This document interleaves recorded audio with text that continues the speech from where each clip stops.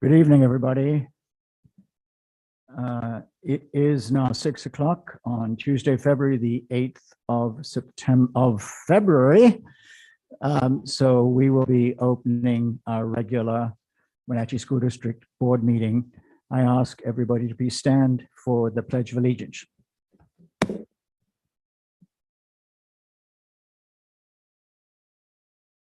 I pledge allegiance to the flag of the United States of America and to the republic for which it stands, one nation, under God, indivisible, with liberty and justice for all. Thank you. I welcome everyone to this board meeting and thank you for joining us. Les doy a todos una bienvenida a esta reunión de la mesa directiva del Distrito Escolar. Gracias por su asistencia. The meeting is conducted in English, but we do have translation services so that citizen comment may be spoken in Spanish and be repeated in English. I will quickly describe this in Spanish. Si alguien quiere hacer su comentario de ciudadano o recibir explicaciones en español, tenemos disponible un servicio de traducción. Favor indicar su pedido a mí o comunicar vía mensaje electrónico. Gracias. The next item is the consent agenda. Are there any requests to modify the consent agenda? Seeing none, I will then explain what's on the consent agenda. The minutes of the workshop on the 20th of January, of the regular meeting on the 25th of January, vouchers and payroll, the personnel report, the surplus report, contracts, and field trips. Do I have a motion? I'll move to approve the consent agenda. Is there a second? Second. Thank you very much. I have a motion, proposal motion and a second. I will first call all those who wish to indicate aye. Do it by saying and raising your hand so we can see on the screen. Aye. And that is unanimous approval of the consent agenda. At this point, I believe it is constructive to allow the superintendent to give part of his report now. So I will turn it over briefly to Paul. Thank you, Martin. Just wanted to make a brief statement on masking and where we're at within our district. The Wenatchee School District will continue to follow the current Department of Health K-12 guidance on masking. As the superintendent nor the board of directors has the authority to waive this guidance. However, I believe there must be a larger conversation regarding a pathway forward from masking. As most states have lifted masking mandates, I would advocate for the reevaluation of our state's mask mandate requirement for schools to include family choice and or local control. I am also asking that one or two school superintendents from each region of the state. Generally, I don't get applause lines, so I don't know how to usually just speak right through them. From each region of the state, have a seat at the table when the Department of Health or the governor's office are making these decisions. Finally, I agree with State Superintendent Chris Reichdahl in his comments he made to King 5 today when he said, it's time to make the next transition in this pandemic. I believe the state must plan for a pathway forward now. Thank you. I'm going to ask a nasty. Please don't applaud during board meetings. It's not the correct protocol. I know it sounds a little strange. We don't totally get rid of sense of humor and friendliness, but I do want to mention that. And thank you, Paul. And for everybody in this room, I want to signal that we are interested in, I guess, what you can call civil discourse, being respectful to each other, being open-minded and listening and working as a community. So that's a bit of a ad-libbing, but I will then move on. Martin, if I may, I'm wondering if there's board consensus to have Paul or the staff prepare a letter on behalf of our district to send to the governor and or the office of the superintendent in support of local control of the masking.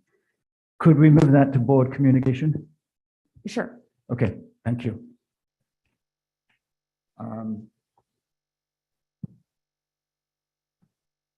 At this point, we have citizen comment. And Kim, if you want to indicate the order, I'm going to make a slight change to avoid a bit of confusion. When you've got 10 minutes to go, I will just say 10 rather than waiting when we can't see each other. 10 seconds, I mean, 10 seconds, sorry. No, we don't have half-hour conversations. 3 minutes for each person, and I will attempt to make it a little clearer when you're near the end of your time. Thank you.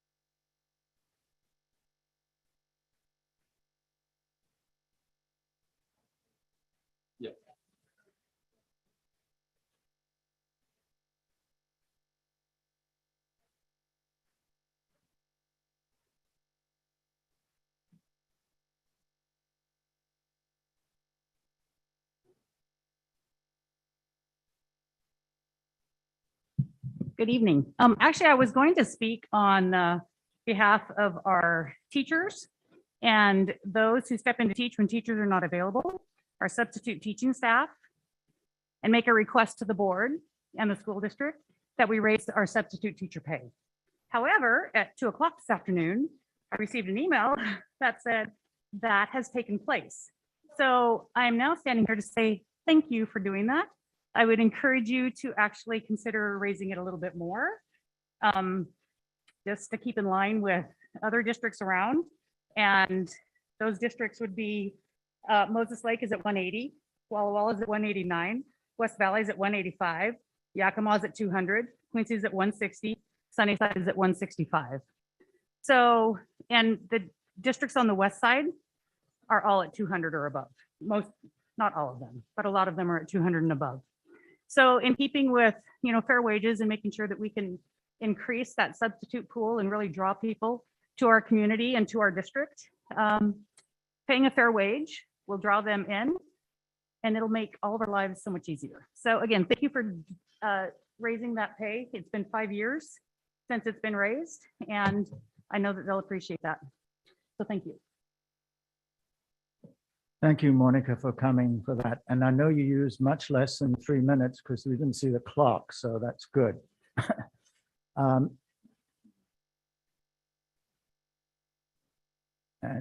pardon me while I wait and see who's next in line.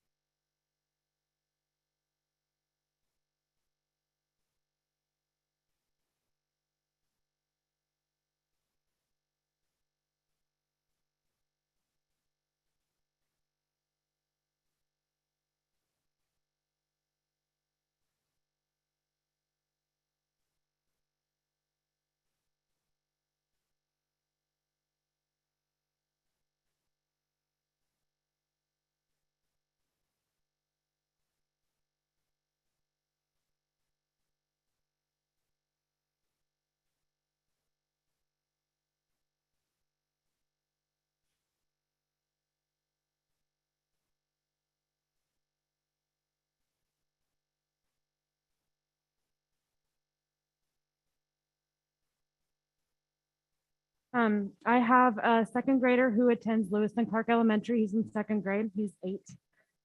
Just really quick, if I could have a show of hands of everybody that has had COVID in this past 2 years, if you guys don't mind. I'm not sure that that's appropriate in this setting. I'm afraid not. Okay. I would guess that it's pretty high. This virus is not going away. It's endemic at this point. And so I want to talk about my son. He is in a bilingual school, and so he is expected to learn, read, write, and speak Spanish. Unfortunately, I do not speak Spanish, and our house is not bilingual, so it's quite difficult for me to help him, especially with some of the pronunciations. And I can't imagine trying to learn a new language when you can't see your instructor's mouth. That just seems like a really big ask for a little kid. And he's struggling. He's not doing well. I really appreciate Dr. Gordon, what you said. I would love to see some letters, like you said as well, Julie, to OSPI, just to be the voice of our community, even if it doesn't change anything, even if your hands are tied, just so that we know that you are representing us, right? And that you are listening to us. My son still comes home with headaches. He is struggling socially. He is fearful of not wearing a mask in public because he thinks that that he's going to get in trouble at the grocery store or when we're going out as a family. And he's falling behind in his foreign language studies. I say no more masks. I ask that you would represent us, do a poll if you would like to get a better pulse on the community. I think that we are pretty united. But thank you for saying that what you said, Dr. Warden. I appreciate it. Thank you very much, Emma, for coming forward and giving us what you feel and think.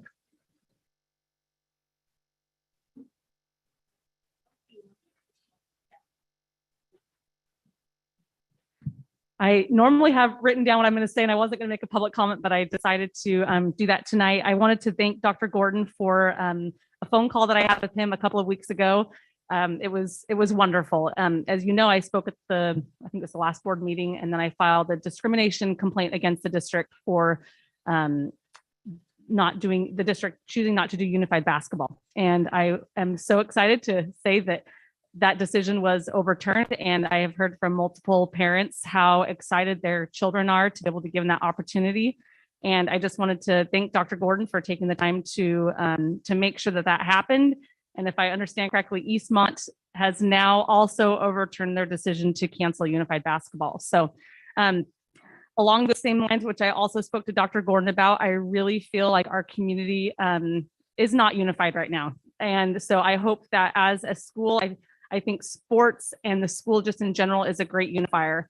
I know that the principals at the elementary level were supposed to vote in January. That's what Corey Callahar told me about allowing parents back in the classroom. And I have not heard an update on that.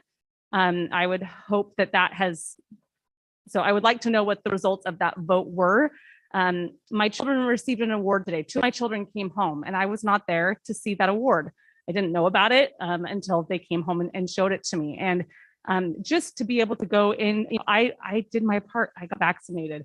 I did the things that I could to be able to go in my children's school, and I'm still not allowed that. And then one more thing, my children asked me to speak up on this. Our elementary children are not allowed to play together with grades at recess. They have to be on separate playgrounds. So my son, one day, my son and daughter, one day they can be on one playground.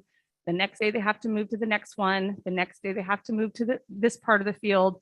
The next day they can move to the foursquare. And what are we teaching our children, that we have a huge playground, a huge field, and my son cannot go play soccer every day, which he wants to do. He doesn't have friends in other grades. They have no way of communicating with each other. Really, I don't know anybody at my children's school anymore. And that's so sad to me. I don't know who my neighbors are because my children don't know who their friends are at school because they only interact with those that are in their grade on a very small section of the playground. So please, please, please change that. It's really ridiculous. That does not need to be happening in Wenatchee. Thank you. Thank you, Chelsea.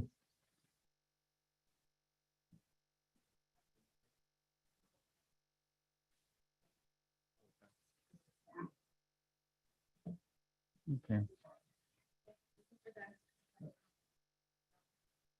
Okay. I do want to add a quick closing on citizen comment and thank everybody for coming forward. It is always difficult, often difficult, and I hope that we can all express what we wish, what we hope, and deal with each other in a way that helps each other. The next item is a discussion item on youth voice. I'll turn it over to Paul to lead that. Thank you, Martin. The former board, just giving a little background for the conversation, the former board had a desire to expand opportunities to hear student voices on particular issues. And some board members, former board members supported the idea that students should hold a non-voting seat on the board. However, there is a new board. Our new board has a strong desire as well to listen to our students. However, this is a new board, and it's important that this board give administration direction on how they would like to engage students. But prior to that conversation, we have a group of students who will be making their way to the podium to give their perspective to the board. And then after that, the board can have a discussion and give me just guidance as to where the board wants to be with this work. So with that, I'm not sure who's going to take the podium first, the microphone first. We can introduce ourselves. All right, let's do that. My name is Avery Miller. I'm a senior at Wenatchee High School. My name is Heather Hayes, and I'm also a senior at Wenatchee High School. My name is Summer Pease, and I'm a junior at Wenatchee High School. And the presentation we're doing today is on student voices on the school board.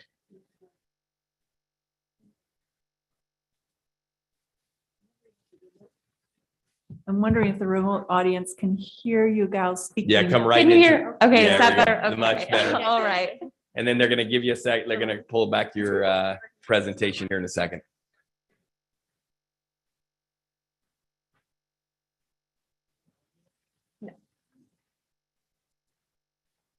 There we go. All right. So this presentation is on student voices on the Wenatchee School District School Board, recognizing the value in student voices and perspectives. Yes. So the purpose of student voice is that now more than ever, students desire to feel a sense of agency over the educational decisions that are being made for them. Improving future civic efficacy and involvement requires opportunities at the K through 12 grade levels, and this is really the perfect opportunity to get that started. Districts that have implemented similar systems of student representation have shown to be greatly successful and produce positive outcomes for all parties involved. So the purpose of student voice on the school board is because students just want their voice at the table. We've realized the importance of contributing to the common good and increasing overall student aptitude into decisions that directly affect our lives. As students, we are the recipients of the new budgets and policies that are being implemented. And the school board members that are here to serve student needs can also gain greater and direct access to how these policies affect our everyday lives. And data shows that youth representation on school boards not only improves the way decisions are made by the entire board, but it also increases confidence and commitment through all the members.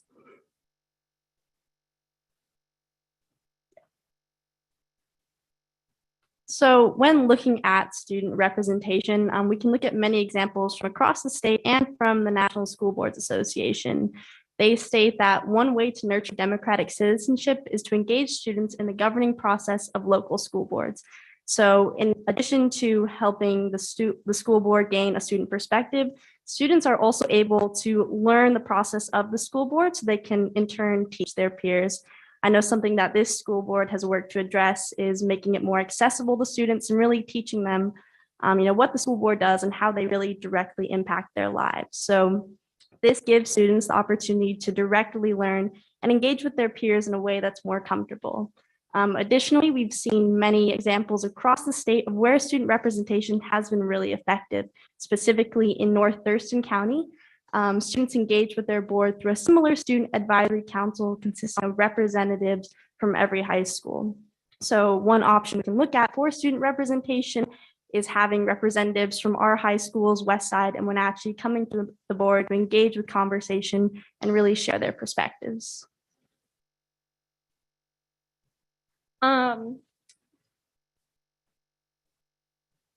Yes, sorry about that. So we went and took a look at the types of existing representation between parents and students.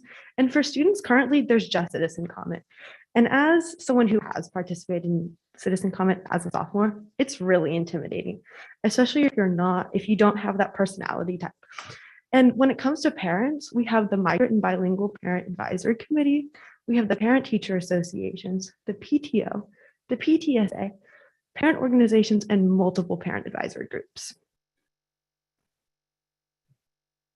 So a question that may be asked is, what's the difference between something like this and ASB? And as ASB president at Wenatchee High School, I know that there are a lot of things that distinguish a student sitting on the board from the existing ASB. ASB focuses on planning events that are targeted towards the Wenatchee High School student body. Different coordinator groups make up ASB, each having specific responsibilities specific to the event planning process. Perspective is limited to those that sign up to be a part of ASB, and there's a sort of profile and stereotype that fits that we want to avoid going into this. Our current way of operating does not totally encompass what the student body needs or wants in terms of student representation. A student sitting on the board as a non-voting member might look like something that focuses on listening to student voice and hearing from different perspectives. Students with this responsibility will represent the entire district, not just one high school, and representatives will work to address a diverse set of issues that students face in the district, reaching a brand new set of voices. Speaking on policy and opinions is much broader than the current ASB status quo. So what you may be wondering right now is, what would student representation actually look like? So in the packet you got, there was quite a few options, but some of the main things that will happen regardless is that the student will be a non-voting member. So they're there to contribute their perspective, their ideas, and also to listen to yours so they can bring those back to students. Additionally, students on this council would be selected by students. So this advisory council is really a group of students choosing other students to represent themselves. So very student focused. Additionally, all meetings will be conducted by students with the help of the board, figuring out what topics will be discussed, getting the board agenda, and really making sure that we are bringing a perspective that is well researched and well educated. And lastly, education for students in their position will take place independently of the board in order to increase member aptitude on topics and policy. So we recognize that some of the topics that you'll be discussing, we might not have prior knowledge to, but if we get that board packet, we'll be able to research, and the people on this council will be willing to put in the work to really add that valuable perspective.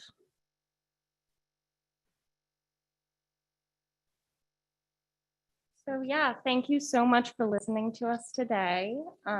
We're super happy to be here. Thank you.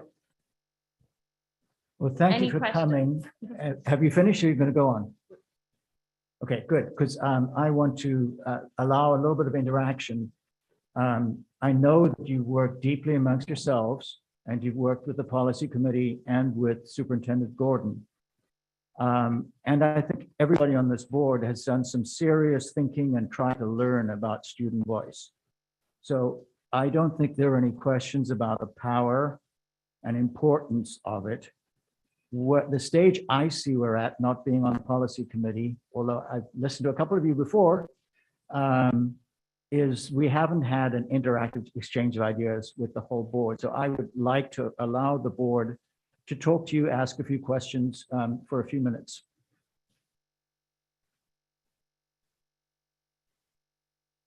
Anybody? Sure, I'll ask a question. So it's been my thinking that student voice is valuable. I had previously thought that the ASB rule could be expanded or changed because those ASB students are elected by the student body. Is that correct? But you're saying that the function is primarily related to events as opposed to interaction with the board. So hold on just for 1 second. So I'm willing to put that aside. But one of my questions is about the agendas are pretty intense and sometimes, quite honestly, they're boring. And I would like to utilize, student participation in the most valuable way possible. Are there any other methodologies of student involvement other than sitting on the board and attending every single board meeting? Do you know of any other formats that have been used other than that? Well, there is the ASB report that is given, but that isn't all encompassing when it comes to what's going on at Wenatchee High School, because we don't have the council surrounding us that would be in place with something like this. Putting that aside, on board, students' involvement in school boards specifically, are there any formats that you know of besides students coming to a board meeting and sitting with us at the table every single meeting for 1 or 2 or 3 hours, however long it takes on a Tuesday night? And so what I'm thinking of is there a way that we can leverage the involvement of students in the process that gives more meaningful participation? And maybe there isn't, but I'm just going to put that out there because that's what I'm thinking. Occasionally the board has workshops. And in workshop formats, we really spend more time in dialogue on particular topics. And it would really give that opportunity for the board to get student insight at those meetings. At school board meetings, you maybe have noticed that there's a regimented process that we go through. And there is the opportunity for board members to provide input, as I am doing at this very moment. However, there are lots of meetings where that dialogue is limited to a few words. So I'm wondering if there could be a scenario envisioned where we would utilize student voice in a workshop format as opposed to every single board meeting for hours infinitum. That's just my question and comment. So I have a response to that piece. So at the end of the day, I'm going to be bringing together a student advisory council. That's something that I've been wanting to do for some time, and feels like the time is right for that. So there is that option that the board bring forward ideas or perspective that they want students to have feedback on, and that group bring the feedback back to the board, similar to what you're talking about. So it's more on a board request, and then the students would grapple with topic and then bring the information back to the board, their perspective. The students would send a student or two back to the board to share their perspective. Okay, and you're seeing that as a distinct group from what you're asking for. Well, I don't know if you're asking for it or not. I'm not sure who's asking for it, actually. So that's a distinct role, separate from what we're discussing in terms of having students. Could we not combine that? Could we not morph those two? I think we have two ideas on the table in addition to simple representation at a board meeting. And just anybody else Can I cut in If not, really quick? go right ahead. You are So- part of the people allowed to speak. So Dr. Gordon brought up the Student Advisory Council, and what we have sort of talked about in the past couple months of this being a student-led organization is once this Student Advisory Council is formed, that those students who are involved in that would then go and vote a member to go sit at the board. So where that is how we would connect them. They would still be working with the Student Advisory Council, but there would be someone to be there directly at every school board meeting and answer the questions either the citizen asks or the board themselves. And I'll add something as well. Although there might not be a lot of dialogue within board meetings, it does give students a consistent representation throughout their entire time. So even if there's not a lot of dialogue, it does at least give them the option to be consistently heard every 2 weeks. I have a couple of comments and questions if nobody else does, but I don't want to. Okay. Oh, go, Catherine. I thought you were shaking your head. I want to say hello again, girls. You did a great presentation, as you did when Maria and I were hearing from you on the policy committee. I see that you answered a lot of the questions that we brought up during the policy committee and brought those new ideas forward, and I appreciate that.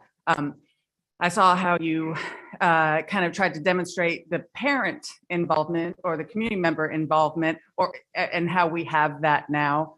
I think a lot of those things that you listed, however, were kind of the same thing, the PTO, the PTA, that kind of thing. And so I think, again, as I expressed when we discussed it in the policy meeting, I think there needs to be more incorporation of the parents and the community members involved in board meetings.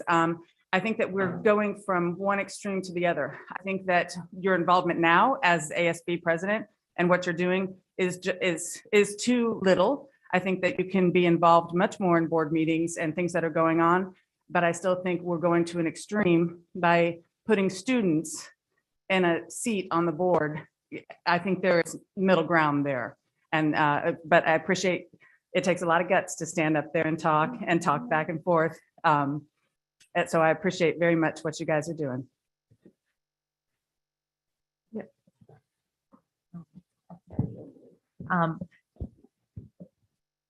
Thank you for coming and presenting. I've been a strong supporter of having a student voice on the board. Again, if I've learned anything is how in the last 2 years is how valuable student voice and student representation is.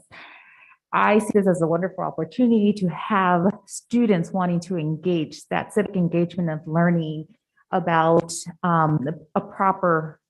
we're all still learning on how to run a board meeting, what policies involve, how decisions are made, and just engage in that dialogue. I appreciate, this would not be a voting member, but I see this as a win-win for students to allow them the opportunity they're asking us to serve, and for us to hear and see that representation. I'll just follow that up. Great presentation. You mentioned evidence of success in data. I would like to see maybe a little bit more of what that actually is. As far as student representation, I agree we need more involvement from our students. I'm reluctant to see the value in a seat at the board table. Like Laura kind of mentioned, it's a lot of formality and maybe not the best way to get voice across, but I think the advisory councils and committees that you've discussed and some of those opportunities, maybe sitting in on policy committee meetings or other committee meetings of the board, maybe a better way to integrate and really dialogue, or the workshop involvements like we discussed. Those might be more appropriate places than an actual seated position at the board. I think in particular, this board, we're relatively new, and so I still see a lot of learning and growing amongst ourselves to kind of do before we bring in more voice. But I absolutely agree that student voice is not represented well enough. Our ASB reports have not been regular through COVID, and it's maybe just what it is. So it would be nice to see more regularity in that connection as well. But I certainly appreciate the desire of students. I appreciate your ask to do this, and I'd like to see us work something out, whether it's a full seat is not maybe the highest on my list, but involvement in the community or in the committees would certainly do well. I'm going to throw my thoughts at you, and then I'd like to give the three of you a chance to make a comment before we close out. Your job as all students, in my words, is to provoke the board out of their complacency. And you do a great job of that, and that's what's really important. Time and again, we learn that we go to your peers and get woken up. So that's what we're trying to capture, I think. You've done a good job of thinking about how to try and capture the diversity of students, and you contrasted the ASB with a variety of representation. And I think that's a tough one that we haven't solved yet. So we've got to think about that. Then addressing what Julie has recently said is the board is elected to carry out responsibilities. Now, obviously listening is it, but there's also a legal and statutory part of work, and maybe that doesn't quite fit. So we're facing a challenge of how to get your brains and bodies waking us up with a very difficult structure. And so I wrote, don't delegate my elected responsibilities, can't do that. But really job is to listen. We haven't talked about town halls as another form of doing it. You could have a lottery of students to come forward, because there's always the hidden people who don't volunteer to come and speak. How do we capture those? And so it's complex trying to find representation. I do have a closing comment, I'll just warn you, but what do you think about all what the board said to you and what you came into the room with? Give us a little bit of a rebuttal and summary. I think that any chance to contribute to the decision-making that affects us as students is one that I will take. I think that participation and, like I said, efficacy is incredibly empowering. And at the end of the day, I'm really just focused on what's doing best for the student body.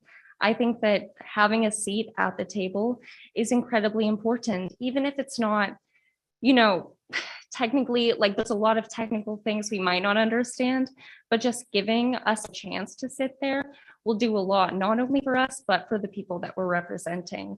I really appreciate your time here. We can definitely share the models that have been proven successful in the past. And yeah, I'm looking forward to more discussion on this. There also was a question I think Laura brought up about ASB being elected. So we have our amazing exec team, which Avery is our president of, and then we have coordinators, and coordinators apply and are chosen by that exec team. And then there's team members. So the entire student body is not in on this decision for all of it. And it's needed at some points. And also the question got brought up of how do we get these students who don't want to talk? And I think the big question is if we have this committee, those, not just one person, but an entire committee can go and reach out and get all of those IOTAs and all those questions and opinions they have and bring it up. Even for the students who don't want to directly speak, their ideas and opinions are still being heard. And I think one big theme for this whole idea is accessibility of the board to students. How can we bring your ideas to students, and how can students bring their ideas to you? So this student advisory council that we're thinking of really acts as that middle ground. It acts as that connection. So students who really don't feel comfortable going to public comment or speaking up, they can address those peers who have been deemed part of the student advisory council. They can talk to them, and then those students can bring those concerns directly to you. So we're really just trying to bring our student voices to you. And again, like Avery said, in whatever format you think is best, we just want to represent students and make sure their voices are heard. Thank you very much. I'll try and do a recap and also hand over the baton, because I think that's what we need to do. My prejudice is this is such an important topic. It's like strategy, and it needs that attention to detail. And just listening to your closing comments some new ideas come out. The responsibility of the student representatives are go fetch from their fellow colleagues. That's something that won't work with a lot of the models and is a problem to be solved.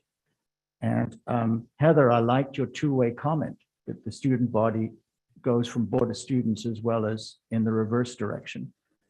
And what bothered me before was structure. So we've talked about workshop format, which has its disadvantages, student advisory committee to the superintendent, which could be very, very powerful, would use a fair bit of time, but might be a different tool. A delegate to the board, putting up with us being really boring. And, you know, all of these together. I know I'm actually illustrating something to say it's important. I'm not trying to, the opposite. We've got to attack it with creativity. So the baton is, I feel much more comfortable because we touched and talked about partial solutions that are viable, that have pluses and minuses. And I would like, Paul, if you agree, to turn it back to you.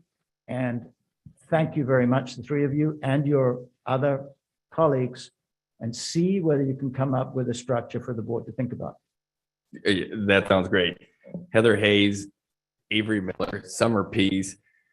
I know you can't see my face, but the smile that I have, how proud I am of the three of you and all the other students who helped work. I mean, we've been working with the three of you and others, Maria, Catherine, former board member, Rochelle Sandberg, for a long time to get to this point.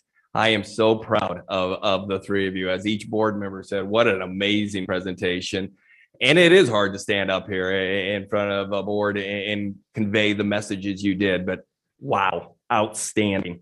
So we will be putting together a student advisory group. We will think about the different ways the students can inform the board. I think the board gave a lot of different ideas here tonight. Interested in future, you know, your ideas on what that could look like as well. And then we'll bring those back again because we heard you. It's so important to have those student voices. But man, am I proud. I'm just proud to be the superintendent of this school district with students exactly like you, representing it and wanting your voice heard. Thank you so much for coming out tonight. Thank you. Thank you. We'll make an exception for students. They deserve more than the public.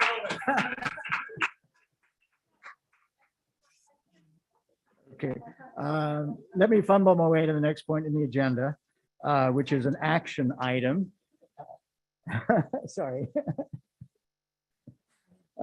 Paul, the approval of an agreement, and over to you. Yes. So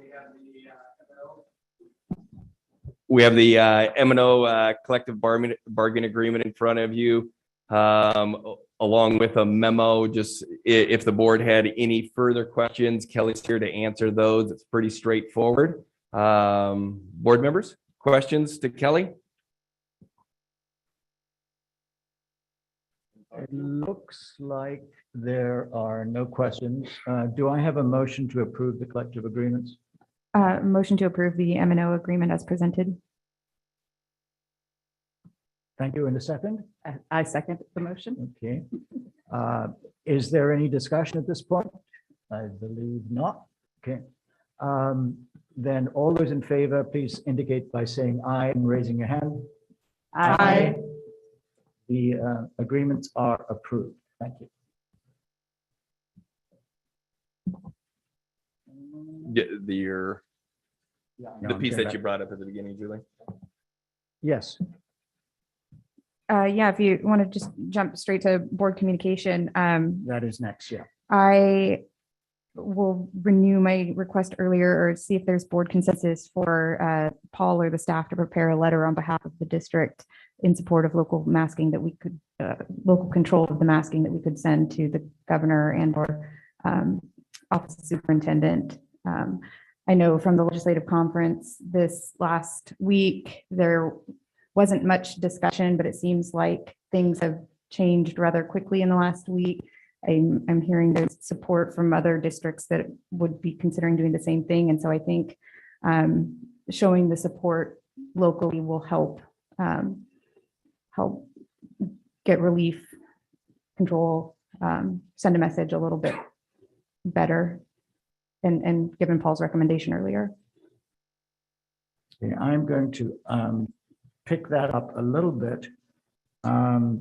And I think my starting position is there are no decisions or even recommendations at this moment. And I'll open up. Things have moved. We were moving towards how do we address the future? What do we need to do? We know we've got to do it. And part of that, as the superintendent gave you a briefing, that was kind of in the pipeline, but working our way through the fact that Chelan Douglas is still at a peak on Omicron. The R effective factor is way above the 1.0. Other public organizations and health groups are talking about we make a change without us getting the benefit of really good advice and experience. So I just wanted to express that as a starting point because this is a little earlier, but good that we're listening and talking about it early, because I think my objective is that we become alert and sensitive because it's a complex process that requires deep listening and objective gathering of facts for us to move together. And I don't think we've done as much listening as we would like to be able responsibly to make that communication. So in principle, that's a desirable endpoint. I wanted to lay that down, but I also want to lay down that individual board members can now give their opinion, and I won't necessarily hold that if the board speaks differently. And for the record, I wasn't necessarily saying our communication would be we're supporting getting rid of the masks. It's just supporting the ability to work with our local entities in what it looks like for our district. That would be, I think, consistent with the recommendation that Dr. Gordon expressed. And I just feel like it would be a little bit stronger if we could put out something on behalf of our district, and no others locally are talking about doing something similar. It's not making the decision. It's not intended to do that, just to send that message of support that we support being able to work with our local entities on this. So I support the idea of writing a letter, and I think that it's important for the state superintendent, the governor, and this board to be forward thinking about what comes next. We aren't going to be in masks forever, and we need to plan for the eventuality of not having them any longer, having a blended approach with, masks being optional, some people having masks, including vaccinations as an option. I'm not asking, as Martin said, to have the answer spelled out in the letter. I do like the idea that superintendents around the state would have a voice, much as our students asked for a voice here, that our superintendents who are on the ground working with our school children and staff every single day would be the best people to provide insight to the state superintendent and to the governor about what's appropriate alongside, whatever the proven health benefits are of the various strategies moving forward. So I do support writing a letter asking for those folks to be forward thinking about what's next for us.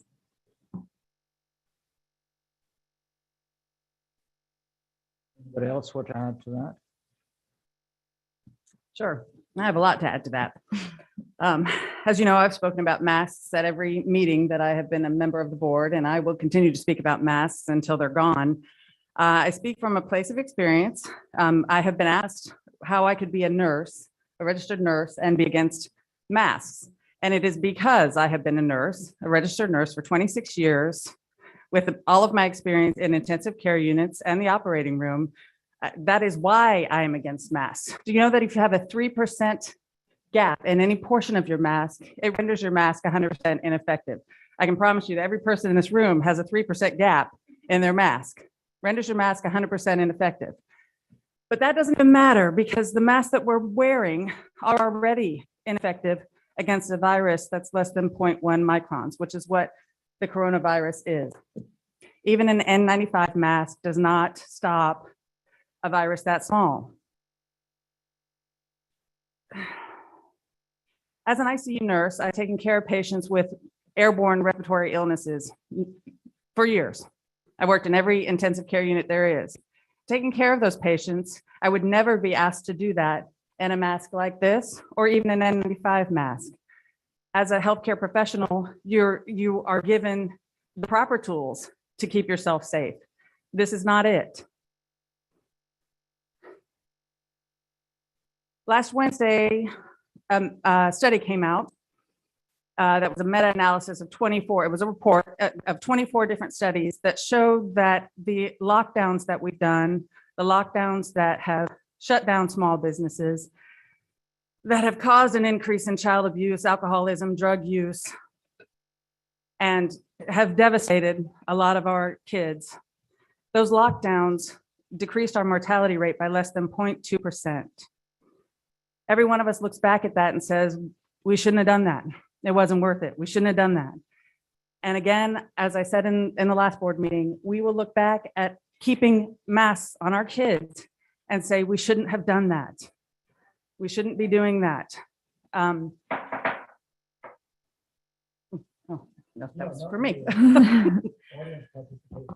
I finally finished my 14 visits to all of the schools in the Wenatchee School District. I can't tell you the number of classrooms that I've been to. Some schools I went into every single classroom. I went into the pre-K rooms and watched our littlest students with masks on their face. It's all they've known, and it is impeding their learning. It is hurting them. It's hurting all of our students. We know that. We're hearing study after study that's proving that. Why would we allow this to continue? I know that there's only so much that we can do, but we have got to fight harder. We've got to push back more. And again, it is my 26 years as a registered nurse that I speak to, and that's why I bring this up. It's so important. And we need to move faster than slower on this. And I think it is writing a letter. I think it's doing everything that we can. And I thank you for what you said at the beginning of this. It's just so important, and we need to act sooner rather than later. Thank you, Catherine. One of the things I was going to say when we were originally planning to open up was we need to have the same discipline on ourselves as we have in citizen comment. And you did make it in under 3 minutes, so thank you.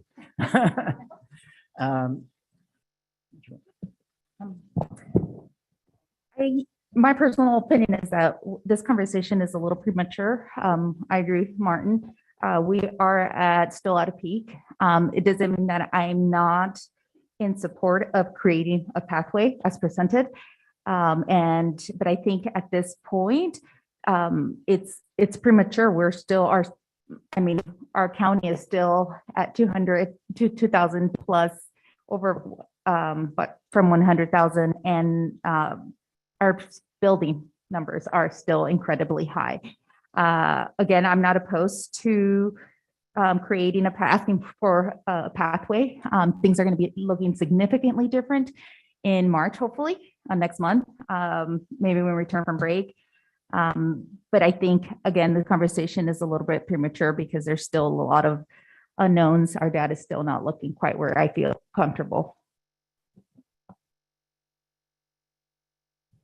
I would just wrap it up by saying I have consensus, so I'll draft something because that's what I was looking for, with consensus from the board. I'll draft something and I'll send it to the board, and then it can come back. Paul, I think that's a little further than we are in consensus that you should write something on behalf of the board. But I don't think we have a consensus that we yet have all the information to make that letter adequate.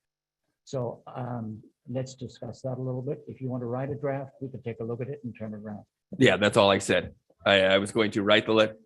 Yeah. Oh, sorry. I was just going to modify that a little bit. We have a consensus that the superintendent, in principle, should write to represent our points of view and look at it. I think we also have a number of people who are saying we have not gathered either facts or opinions to sufficiently to do that adequately. That needs to be added in the process of getting the letter.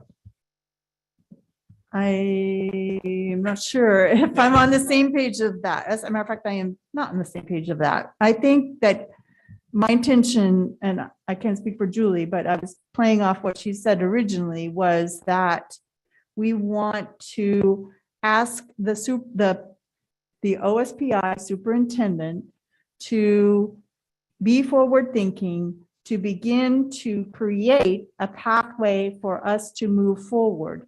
What milestones are there available to us that will tell us we can shift? What local decisions can we, or local data can we look at to make decisions about moving forward?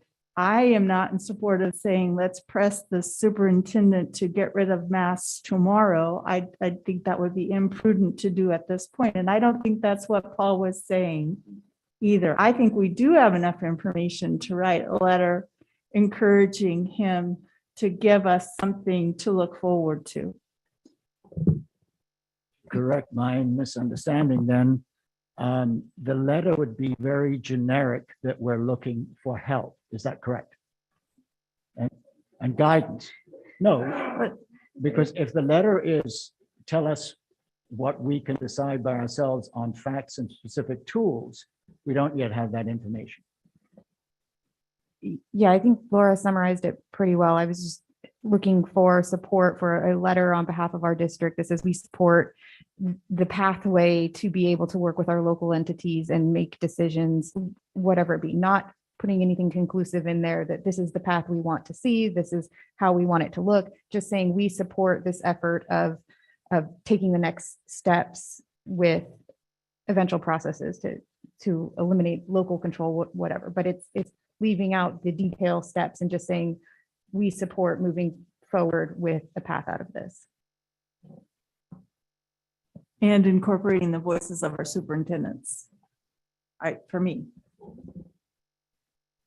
So are we talking in an additional letter to what Paul was already gonna do? I think we've kind of intermixed both. So it'd come on behalf of the board with the superintendent's signature on it as well.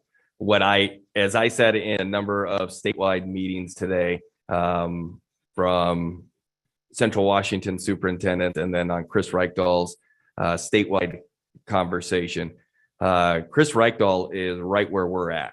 Chris Reichdahl supports moving forward right now. So he's one of the strongest advocates right now to the governor. So we will need to, this would go to the governor or Department of Health. But as I sat and listened to Chris Reichdahl today, he's very much, I mean, his words are there has to be a transition point in this pandemic and it needs to start happening now. And he's advocating that the governor, very similar to what we're advocating for. We've got to find a pathway for this. This is not how we're going to continue going forward. So please, let's have this conversation is the message.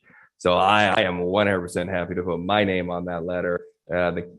What Julie brought forward is saying that there's a consensus from the board members to push what I wrote here in a very general and expand it into a more formal letter is what I've heard. Not data, not any of those things, not telling the state how to make their decision, but that a decision needs to be made around when, where, so we can prepare. That's what I heard from the consensus of the board. Yeah, that's generally accurate. And I agree with that as well. Me too. Okay, no, I think that's fine, and I overinterpreted that, and so I agree with the consensus. Thank you.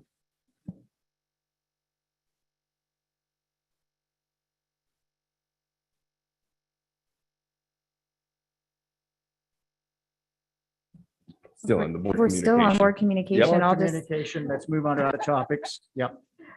I'll just mention the legislative conference was last weekend. I attended it despite very good football games on TV. A few people spoiled the surprises though. It was a very good informative conference. I've looked for updates in the bills that we were sort of looking at. Most of them are in committee right now or being revised. So there's not much to update in terms of where certain specific legislation is. There was a very, very good speaker. And I don't have his name. I well, I butcher his name if I tried, so I It was apologize. Shanka. Shanka Was his first name. Right, and Vidate, or he was so good. And it was a very interesting topic. If we have the ability to get the recording, I would encourage any of us to listen to it, because even though it was really meant for legislative advocacy, I thought it had a lot of useful points in just that were very relevant to dialogue in this dynamic right now, where people are sort of polar ends of spectrums and how to approach conversations. It brought me back to a lot of what I did in negotiations classes and things like that in business school and law school. So very, very neat, useful tools about how to dialogue and engage with folks that you may have different opinions and things with. So I thought, it was framed in a legislative context, but it was, I think, very relevant for just kind of social discourse these days. So that was probably the biggest takeaway from the whole conference, to be honest. But a few bills that I'll keep watching on just to see where we end up with the stabilization, with the funding stabilization. And it sounds like Hawkins's bill, even though it doesn't really impact us, the consolidated schools is working its way through as well, getting some decent support, and then some consolidations of some of the other bills. And there wasn't a lot of meat in this session, really. So that's what that. Thanks, Julie. Go around, Maria. I've got more. So like I said, I finished visiting all 14 schools. I want to name the last 4 schools that I visited. Columbia with Principal Stuber. One of the most remarkable things they're doing there is something called TK, or Transitional Kindergarten, which, Laura, I know you are a huge advocate of. It is kind of a preschool situation that allows the littlest to come in and start the reading that they need in order to excel as they go through the elementary school. Super exciting. I know that program he is looking to expand, and it possibly may even expand to another elementary school, because the other elementary principals that I've spoken to are super excited about it. So that's a really neat program to look into. If you're in the Columbia area as a family member, that is an option that a lot of families don't know about. So that was the transitional kindergarten. Also visited Pioneer Middle School, and Principal Klein and Principal Jelsing, assistant principal, met with them for quite a long time and had a great visit, visited their classrooms. Again, the middle schools are using the PLCs, or the professional learning committees, which is what we did a board workshop on yesterday. And I can't say enough about these. They are so exciting. And it was something that I saw first at Foothills. And I wanted to learn more about, because I think it's so important to understand what the teachers are doing and how they are addressing how the students learn. It's fascinating. It's remarkable. I speak to you as a layperson who has no experience in education, but what I've seen already has been so great that it is inspired me to want to learn more, so that I can then be an advocate for sharing with the community what is working and what is working well, and how our students will improve their scores in ELA, in English and science and math through these PLCs. So that workshop was fantastic, and seeing that kind of in person at the middle schools is really exciting. It's at the elementary schools as well, but and then finally, I got to go to the high schools, Wenatchee High School and Westside. Principal Anderson was great, and got to spend good time with him. Boy, is that school big. I don't know how you guys find your way around. It is it's like the Titanic. But that was great. But specifically Westside, Principal Devereaux, what she did was really neat for me. She asked for her students to come in and speak with me and tell me what their experience was, why they were at Westside, what that school meant to them, and how they were so proud of what was going on there. So I want to specifically thank Stanton, Alondra, Taylor, and Anna. They sat in the conference room with me and gave me each of their history, the stories of what brought them to Westside, and why it was such an important, wonderful place for them. And that was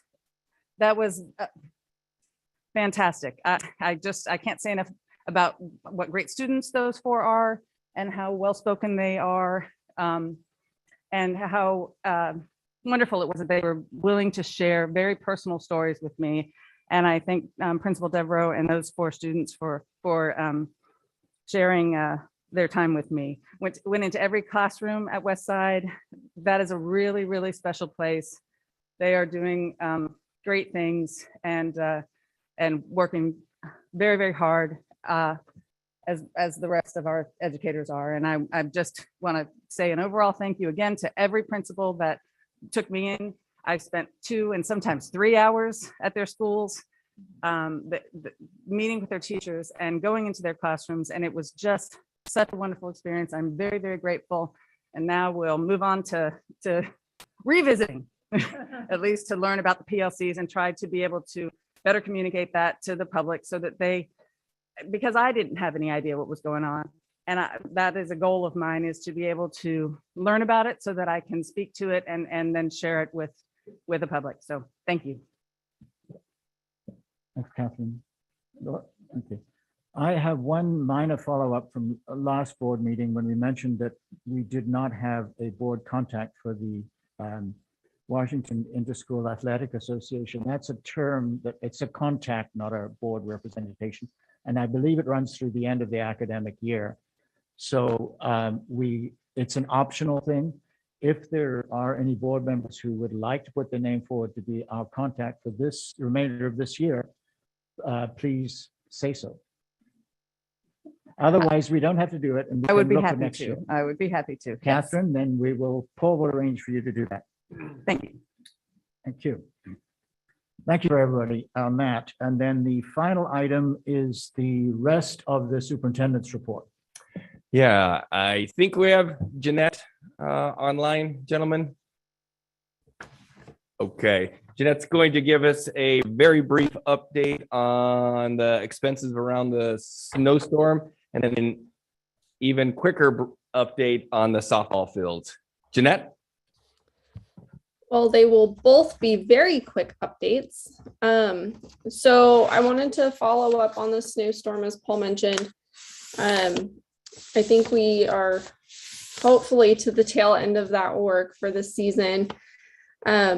So I did follow up after the last board meeting and inquire about additional funding options available through FEMA or other sources to help cover some of the costs that we incurred.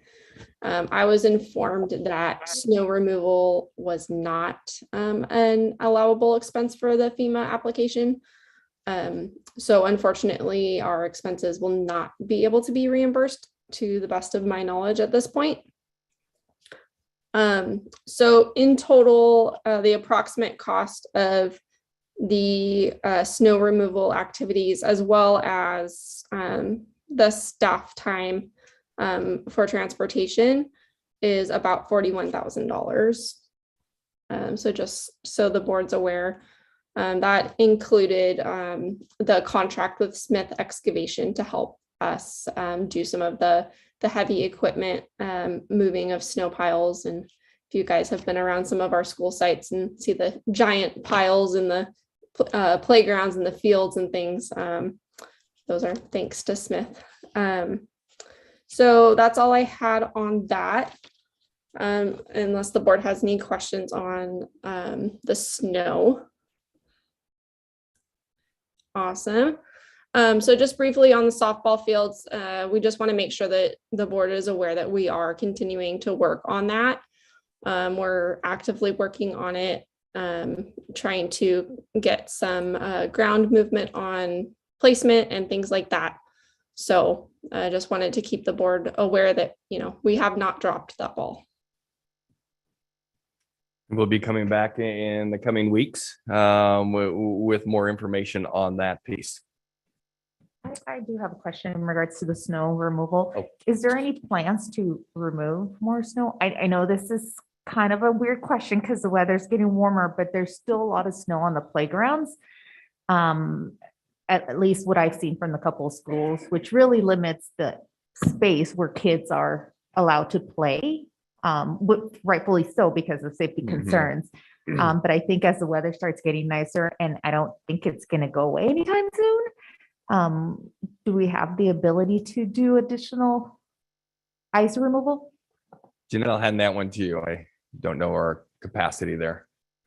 Yeah, I can definitely have our maintenance and operations department go ahead and take a look at some of our school sites, specifically the ones with playgrounds, and check to see if there's any additional removal we could do. At this stage, it's a lot more difficult just because of the ice, the compact ice, as we all know from our own personal houses, right? Once you get under that layer of snow, there's a not so nice layer of ice underneath of it that's pretty thick. So I will definitely have them follow up and see if there's any options there, though. And I might add, Jeanette, that if, while M&O are looking at that, look at it from a safety and an access point of view, because what we've got right now is a sheet of ice on top of everything, which is a reflective insulator, which is making the snow longer lived. And so there is a lot of ice for slip and fall type accidents.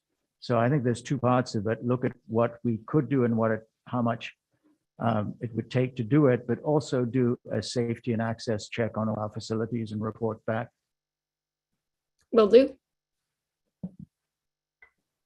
My final piece is thank you to Chelsea, who's here advocating for students. I'm really excited about our unified basketball program and being able to engage Eastmont in the games that will be commencing here in the next week or so. So I appreciate your advocacy for that. Other than that, I think I've said enough tonight.